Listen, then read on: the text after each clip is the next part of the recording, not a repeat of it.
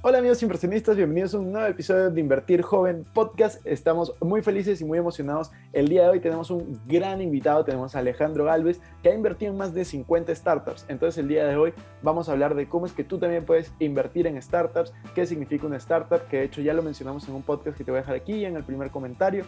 Recuerda que si te gusta este episodio puedes hacer clic al botón me gusta para poder vencer el algoritmo de YouTube, llegar a más personas y por supuesto compartirlo con otras personas para que puedan aprender de estos temas. Asimismo, te invito a que revises la descripción de este video aquí abajo, donde vas a encontrar los links de todas mis redes sociales, los grupos gratuitos para estar conectados. También vas a encontrar los links de todos los episodios de los podcasts que están en YouTube, en Spotify, eBooks, iTunes y demás plataformas. Y por último vas a encontrar los links para poder adquirir mi libro y mis cursos. Así que te invito a que lo revises y ahora sí acompáñame que vamos a empezar con este gran episodio. Hola Alejandro, bienvenido a un nuevo episodio de Invertir Joven. Estamos muy felices, muy emocionados de tenerte aquí con nosotros. Sabemos que has tenido muchas inversiones ángeles en toda la región. De hecho, hace unos días te conocí por una charla y dije es una gran oportunidad para invitarlo al podcast, para que nos cuentes un poco de invertir en startups, que muchas personas pueden estar interesadas y tal vez no tener esa experiencia, no tener la educación necesaria para hacerla y sí el capital, o tal vez el interés. ¿Cómo estás, Alejandro? Muchas gracias, Cristian, por tenerme aquí. Todo bien de mi lado. ¿Tú cómo estás? Bien, todo muy bien, felizmente. Con un poco de frío en Madrid, pero bien.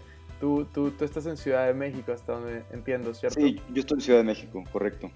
Buenísimo. Cuéntanos un poco de tu experiencia. ¿Cómo fue que empezaste a invertir en startups? ¿Qué hacías antes de invertir en startups? ¿Y cómo decidiste dedicar una parte de tu capital y gran parte de tu tiempo ahora al ecosistema de startups? Sí, yo soy abogado y estoy en una escuela muy tradicional, entonces no tenía nada que ver con tecnología. Y después de un tiempo de trabajar me di cuenta de que estaba muy separado de eso y empecé a ver todos los avances tecnológicos que estaban haciendo y dije, pues tengo que participar de alguna manera.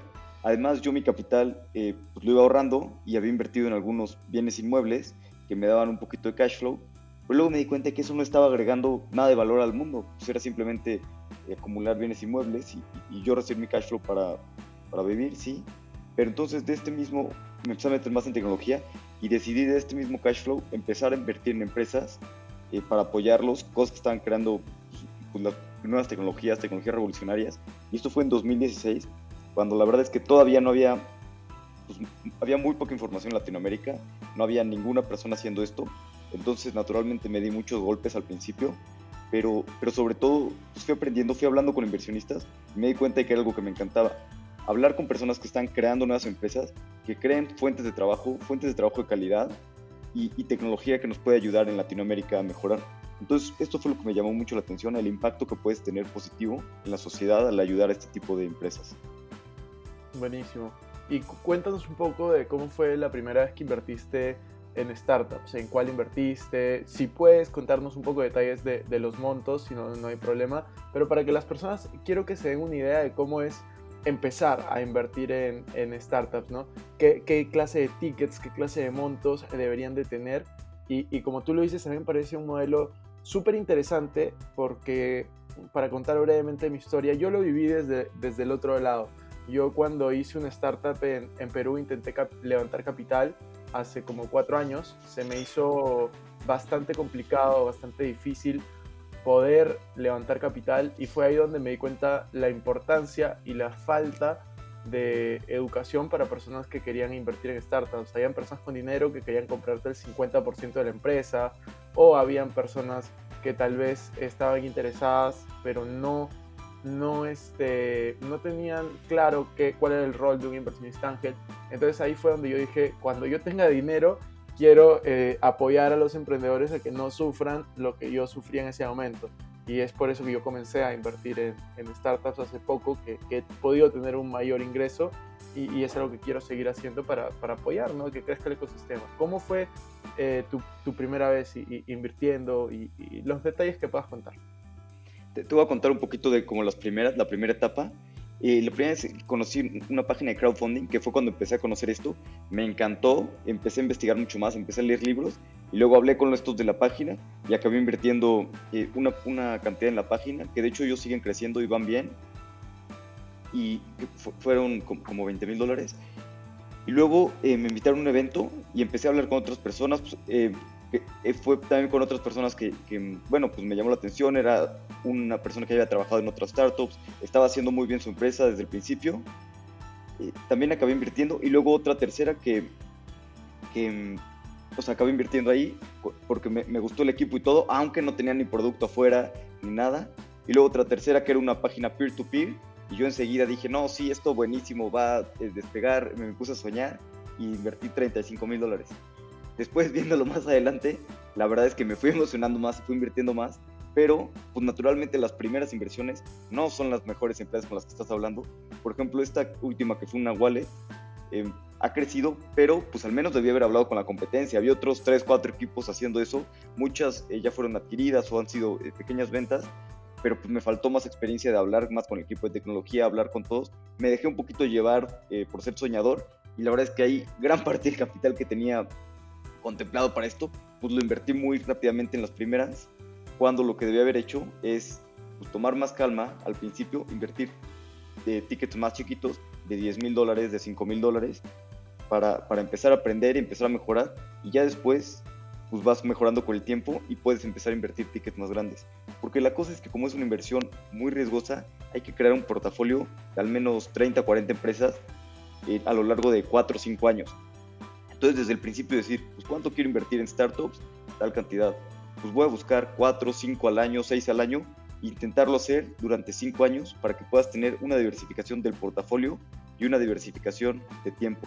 A muchas personas lo que les pasa es que se emocionan, hablan con alguien y no, estos son el siguiente Rappi, el siguiente Facebook, y se van muy desbocados, cuando creo que hay muchas otras maneras de empezar pues más tranquilamente, ir aprendiendo poco a poco. De todas maneras, yo recién estoy empezando en este camino y siento bastante lo que tú dices de diversificar las probabilidades de fallar en esta clase de inversión. Saber que es una inversión de riesgo, y la mayoría de personas primero tiene que educarse sobre esto y destinar una parte de su portafolio, ¿no? Porque un error puede ser de alguien que recién está teniendo ingresos, invertir todo su dinero en startups, cuando en realidad lo que se sugiere es no poner más del 5 a 10% del portafolio, ¿no? Por lo menos hasta que comprendas muy bien el riesgo que invertir en startups merece, ¿no? Pero cuéntanos un poco, porque ahora alguien se puede estar preguntando al otro lado bueno, iba a decir de la pantalla, pero al otro lado de los audífonos, o al otro lado de donde nos estén escuchando, se pueden estar preguntando, ok, pero si tiene mucho riesgo, si la mayoría de veces la empresa no va a ser exitosa, si no vamos a ver el dinero en mucho tiempo, ¿por qué invertir? O sea, ¿qué clase de retornos puedes obtener? ¿Nos podrías contar alguna experiencia exitosa que hayas tenido invirtiendo, o alguna experiencia exitosa de alguien cercano a ti que haya tenido invirtiendo? Sí, por supuesto. Pues sí, es muy riesgoso, precisamente por eso hay que hacer un portafolio, tener en cuenta que cada inversión del portafolio debe de poder pagar todas las inversiones, es decir, buscar al menos un 100x cuando inviertas. Pues te voy a contar 2 historias. Yo invertí en Green, en los patines, y la verdad es que pues, empezaron a crecer muy bien, fue muy rápido, y pues esto de las startups, de repente se fusionaron con otra empresa, crecieron mucho, pero luego vino la pandemia, pues los patines ya nadie está en la calle, y muchas complicaciones, y así como de repente pues podía haber muchas ganancias en papel, y parecer que iba a ser pues iba a retornar todo el portafolio, pues ahora no va tan bien, digámoslo así. Pero pues si inviertes en alguna empresa muy buena, aunque sea una pequeña cantidad, puede ser muy bueno. Por ejemplo, a mí unas personas hicieron una para invertir hecho en la serie B de Rappi. Yo al final no acabé entrando porque era un monto un poco elevado, pero en un año les regresaron, se vendió una venta secundaria a un nuevo inversionista, y en un año y medio o un año recuperaron 4 veces su capital. Y esos mismos inversionistas que armaron esto, el fondo, pues ellos fueron de los primeros que invirtieron en Rappi en etapa semilla, y digo, ahí el dinero pues sigue en papel, pero pues todavía, o sea, no son ganancias líquidas, pero esa inversión pues paga todo el fondo y retorna el fondo una segunda vez. O sea, yo soy inversionista de ese fondo, y ahí sí tenemos hay un retorno muy grande, digo, todavía sobre papel y todo puede pasar, pero los retornos pueden ser pues muy grandes, ¿no? 40% anualizado durante 5 o 6 años. Pero así como hay grandes retornos en algunas, pues si en tu portafolio no llegas al Rappi, a Uber, a Facebook, a Corner Shop, a tener una de estas grandes, probablemente pierdas todo tu dinero.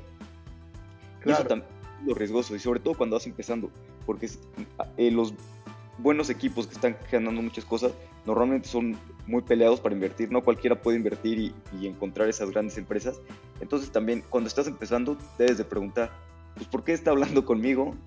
Probablemente no ha podido levantar con los otros fondos, con las otras personas más experimentadas. Entonces probablemente, digo, puede haber excepciones, no estés viendo a las mejores empresas. Siempre tener eso en consideración cuando estás empezando. De todas maneras. Y otro punto que creo que es muy importante es, ok, me interesa comenzar a invertir, me interesa buscar estos retornos de 100x, que significa, para los que no saben, es multiplicar por 100 tu inversión. Si pusiste $1,000, puedes retornar un millón no, pero ¿cuánto es? Sí, $100,000, o si pusiste $10,000, $1,000,000, ese es el retorno de 100x. Pero ahora se pueden estar preguntando dónde puedo encontrar deals, dónde puedo encontrar tratos, dónde puedo encontrar buenas startups, cómo puedo hacer para que me busquen a mí como inversionista ángel y no recurran a otros, ¿no?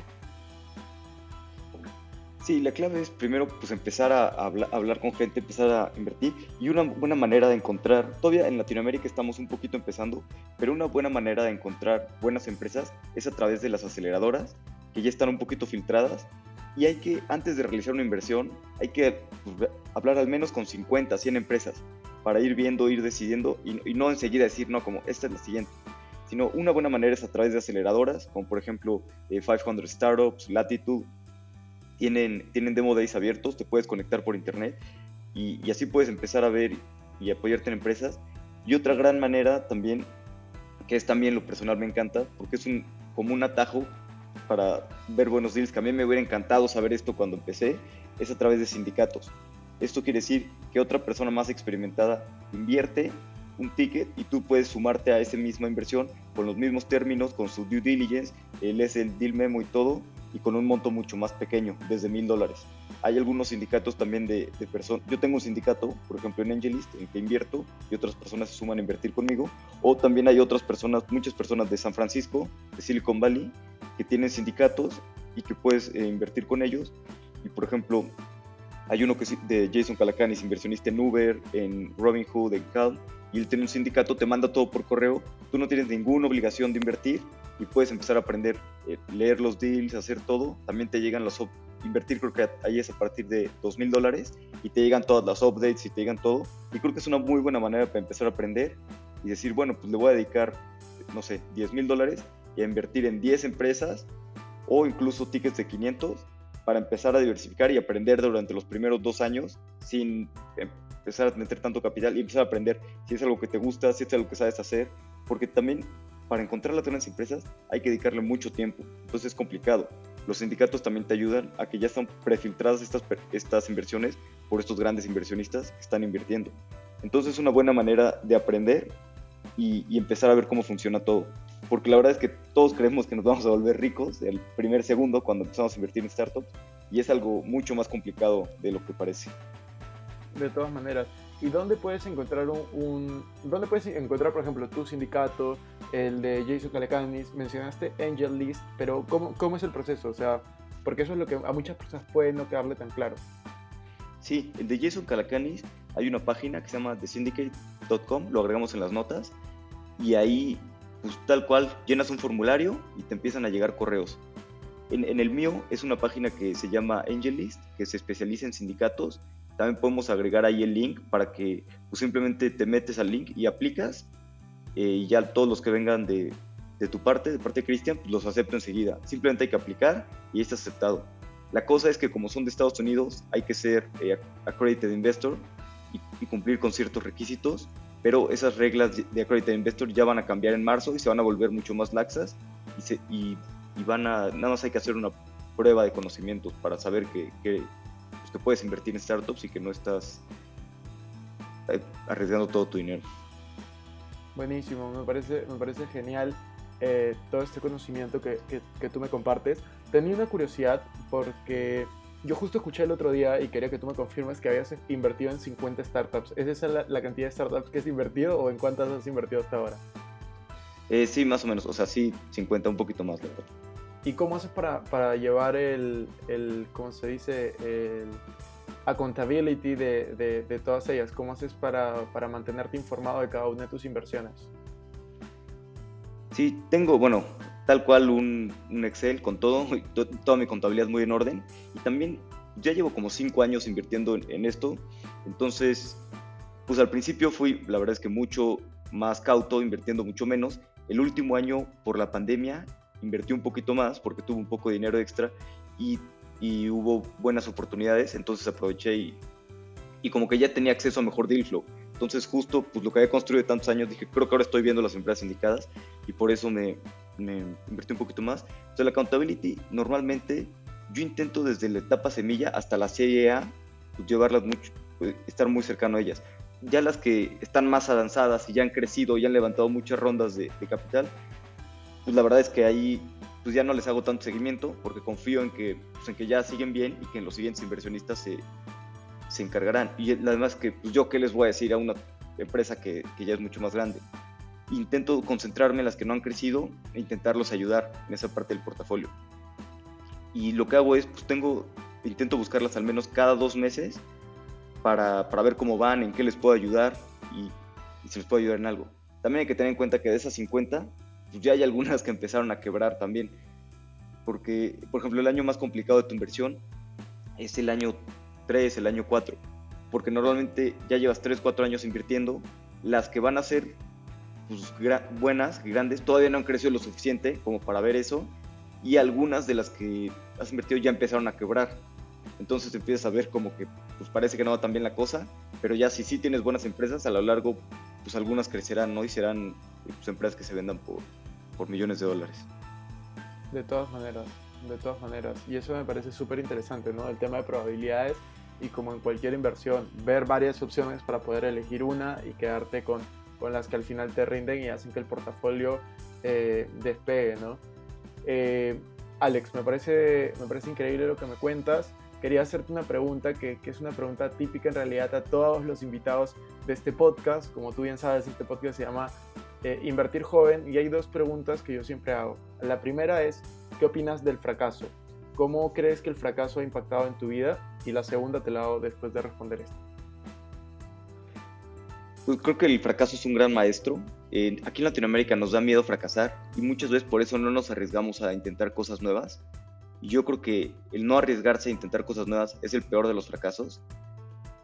A mí me ha pasado que yo creo que pues, simplemente hay que intentar muchas cosas y algunas no van a funcionar. Yo he hecho algunas cosas que no funcionaron, pero bueno, pues intenta, ¿no? Y de repente hice un newsletter para inversionistas y les mandaba deal flow. Y luego en su momento pues era mucho trabajo y tampoco intentó, bueno, lo cerré, ¿no? No pasa nada. Pero pues arriesgarte a intentar cosas, a abrir cosas, a hacer cosas, creo que el fracaso es uno de los mejores maestros. Y creo que también es importante fracasar, porque si nunca has fracasado en tu vida, te da más miedo fracasar y por lo tanto intentar cosas. Eh, yo, yo iba en una escuela muy tradicional y iba muy bien, y de promedio y todo ese tipo de cosas, y al final tuve un problema personal, me distraje y acabé reprobando y me acabaron corriendo de la escuela. Y entonces me di cuenta de que nunca puedes, pues si quieres estar compitiendo en cosas más complicadas, nunca puedes aflojar y siempre tienes que seguir trabajando y trabajando y poniendo el esfuerzo. Que si dejas de poner el esfuerzo y dejas de trabajar, en cualquier momento puedes, pues algo que puede ir muy bien, puede dar la vuelta y te puede ir muy mal. Entonces creo que el fracaso no hay que tenerle miedo, o sea, tampoco es bueno, o sea, sí es bueno fracasar, pero tampoco es chingón, ¿no? Pues todos queremos que nos vaya bien, nadie quiere estar fracasando y fracasando, pero creo que el peor fracaso es no intentar las cosas y no tener miedo, ¿no? Animarnos y también mientras más vamos creciendo es más difícil intentar cosas nuevas. Entonces aprovechar un poco el tiempo que estamos jóvenes, intentar muchas cosas y si fracasas no pasa nada. También deja muchos aprendizajes. Por ejemplo, hacer una startup, pues si fracasas es parte de la vida y ya en la siguiente startup te irá mejor. No pasa. Yo he visto muchas personas que están emprendiendo, pero que ya es su segunda, tercera empresa, entonces tienen mucho más experiencia, saben mucho más las cosas y simplemente saben mejor cómo levantar capital, cómo crear equipos, cómo moverse rápido, cómo hacer producto. Entonces, a la larga, aunque sea un fracaso, te deja muchos aprendizajes. Yo creo que hay que meterse a hacer cosas en las que aunque te vaya mal, te vaya bien. Es decir, que aunque fracases, tengas suficientes aprendizajes y suficientes cosas que te ayuden para un futuro. De todas maneras, yo estoy 100% de acuerdo con eso. Yo creo que muchas veces el fracaso es parte del camino al éxito, si es que no es siempre. Y al final, yo creo que podemos lograr grandes cosas los que nos atrevemos justamente a fracasar en grandes cosas. Alex, antes de hacerte la pregunta típica, se me vino a la mente otra pregunta que me gustaría hacerte, y dado que te tengo aquí, quiero aprovechar, y es, ¿cómo te ves de aquí a unos años? ¿Cómo te ves de aquí a 2, 5, 10 años en el sentido de startups? ¿Te ves como inversionista ángel? ¿Te ves en el lado de emprender, tal vez otra startup? ¿O cómo te visualizas?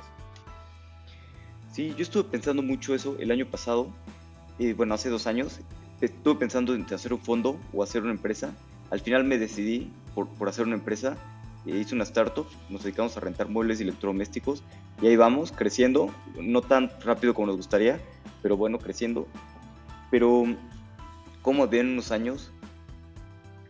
Creo, la verdad, es que en 5 años, 4 años, me encantaría poner un fondo de inversión. Me he dado cuenta que es algo que me apasiona mucho y he trabajado justo, creo que las inversiones ángeles que he hecho, pensé mucho en eso. Dije, pues, ¿dónde quiero estar en 5 años? Entonces, pongo el camino correcto una vez para estar construyendo dentro de 5 años. Entonces, creo que sí, me gustaría hacer un fondo y creo que es una manera en la que puedo aportar al ecosistema.